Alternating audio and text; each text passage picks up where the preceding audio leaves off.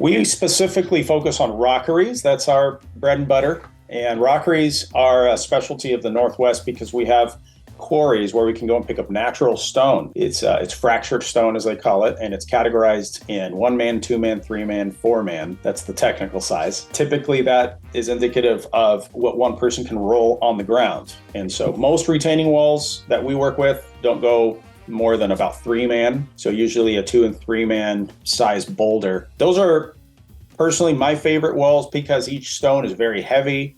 They have to be interlocked. It has a technical build style. You have to know how to do it. We've been doing it for over 40 years now. You have to have an equipment with a grapple that helps pick up the rock and swivel it and get it just right. You have to know what side of the rock is the top side and the bottom side.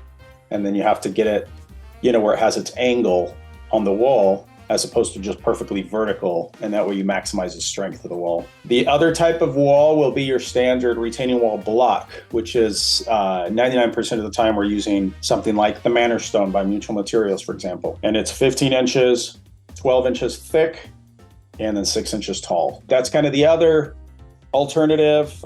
Most landscapers out there will be building with that kind of wall, and in some cases, that's the best option. Other options would include a poured concrete wall.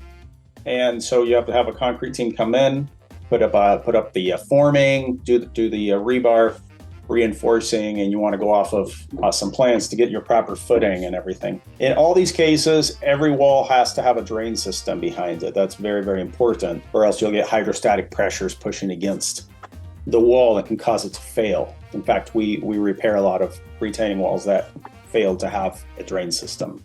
If you'd like to learn more about New Life Rockeries, please contact us and we'd be happy to provide a free consultation.